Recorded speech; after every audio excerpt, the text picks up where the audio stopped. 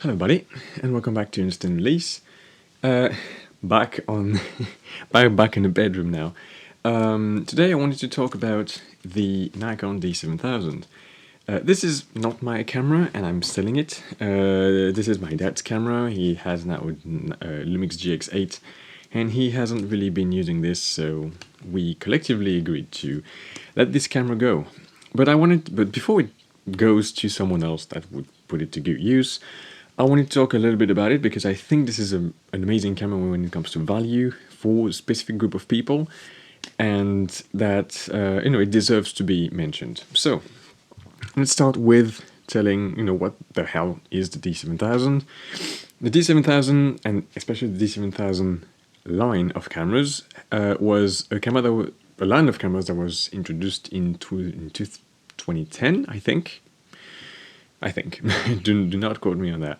But I think it was introduced in 2010 as an effort to replace both the D300 and the D90 by making a camera that wouldn't be as high-end as the D300S, but higher end than the D90, so it was a little bit in between.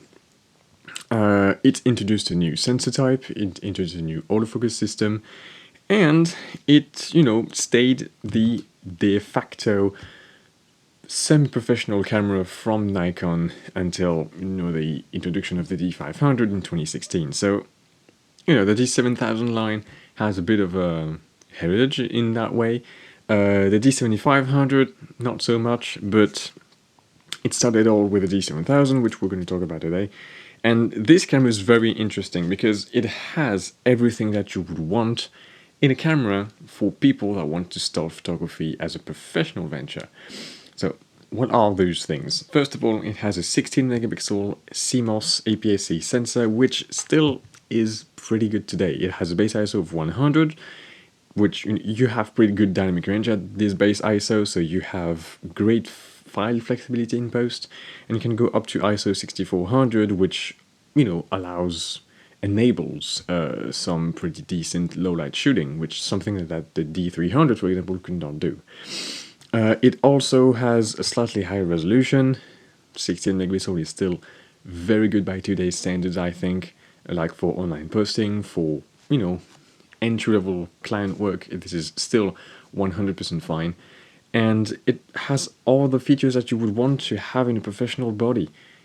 Otherwise, it has a decent burst rate, 6 frames per second is not bad. It has a good autofocus system. The 39-point system in this camera is not as good as the 51-point you would find in the D300 or the D700, but it still has 3D tracking, it's still accurate enough, and I still think it's a good system. It's a weather-sealed magnesium alloy body, and you have double card slots, which is probably the most important feature about this camera. It also has, I think it's a pretty important point to me, it has an ENEL15 battery, not the older ENEL3, which means that if you want to start out with a D7000 as your first, serious camera, and you want to upgrade later to a newer Nikon model like a D750 or D800 or even Nikon Z camera, you would still have the same battery type, meaning that you could still use the D7000 as a backup camera, or you could keep your old batteries and still use them in the newer models. That's a pretty important point to me, because if you start with the D300 or D700, you will have those old ENEL3 batteries that you cannot do anything with unless you use them with those specific cameras. So that's.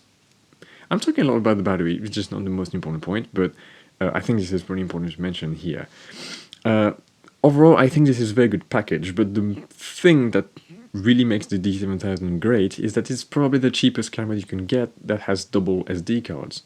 Meaning that if you want to start for professional gigs, you have the ability to record backup recording, which is super important, especially when you start out. You don't want to, have your reputation destroyed by a card corrupting itself or dying on you. This is not something that you want to have, and this gives you that security net, that safety net, that really is super important for client work, for stuff that is not for you. I'm okay with single card slot cameras when I'm shooting for myself. I'm okay with cameras with a high reliability rate like CF Express Type B. for client work. However, when it comes to SD cards only, I would prefer to have double card slots if possible.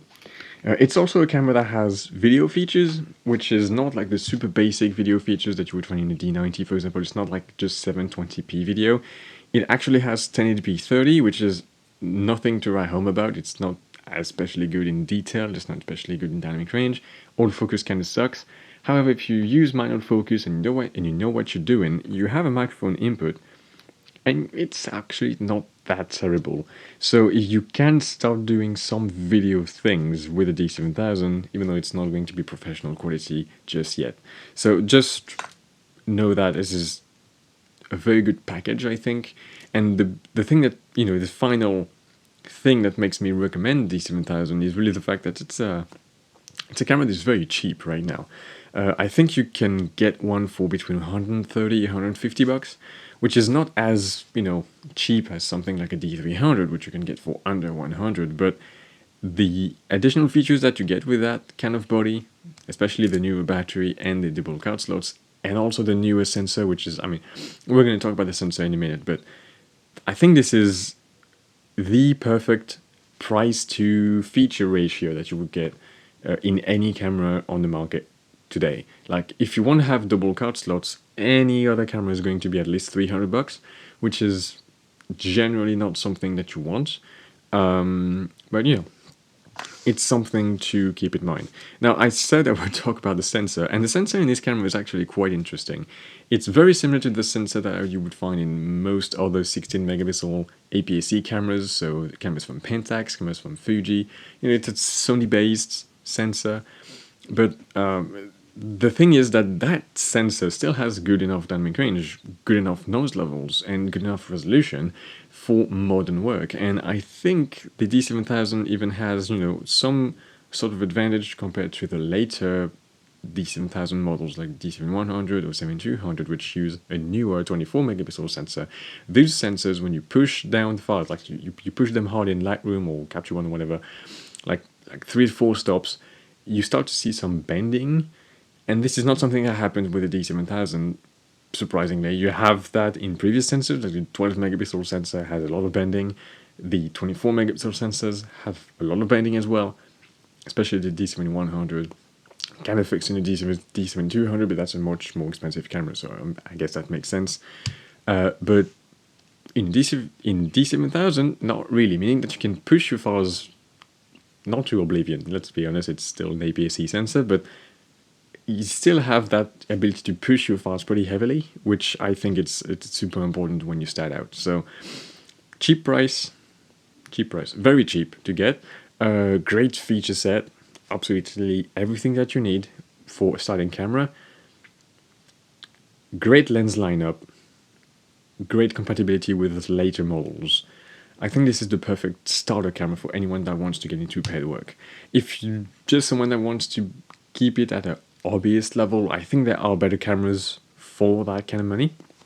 Typically, right now we are starting to see some things like D700, which are full-frame 12 megapixel cameras, which are, I think, for enthusiast shooters is a little bit more compelling. But you have a single CF card slot in here, which is, first of all, they are expensive. Second of all, they are not as reliable as CF Express cards. They are similar to SD cards, and well, you only have one of them. So to me, this is less of a professional package as the D7000, which, it's kind of surprising because this was the professional staple for a long time. But yeah, if you are an enthusiast and you have about 150, 180 bucks to spend on a camera body to have a real camera, the D700 would be a better choice for me. But if you want to start doing paid gigs, D7000 is a complete no-brainer. So yeah, that's about everything I wanted to say about the D7000. This is an amazing camera for the price. Not really an amazing camera for my use case right now. I have a Z6, I have the D700, I have an X Pro 2. It doesn't make much sense to me to keep that camera, but if I was starting out today and I have a really tight budget and I wanted to get into pro work, the D7000 would probably be my choice number one. So yeah, that's about everything I wanted to say about the D7000. This is a very short review, I understand this is not the usual super in-depth review that I do, but you know, it's not a camera that I've used so much. It never was my main camera at any point, so I do not feel comfortable talking much more about the D7000. I've shot with it in the last 4 years. I've had access to it, maybe a couple thousand shots with it, so I do understand the camera a little bit, but I do not feel confident, making a 30-minute review about it. Few limitations of the D7000 that you need to be aware of is that the autofocus system kind of drifts sometimes. It's one of the first cameras to have it, but you have the autofocus micro adjustment system in it, so it's not that big of a deal. You can always change that for every lens that you have. It's just a bit of a pain in the ass. And last thing is that it's not the most practical camera to carry around. It's still about 800 grams. It's not the smallest body around. It's still substantially smaller than a D700, much less tall. It's narrow in width, so it's a bit more handy to use, but it's still a pretty big camera body. It's not a small micro four thirds camera or anything like that. Some full frame DSLRs are about the same size, so just keep that in mind. Okay, that about concludes. I don't know what video is going to be next. I haven't really been working on the YouTube channel lately, but hoping to see you guys soon, and see you in the next one. Thanks for watching.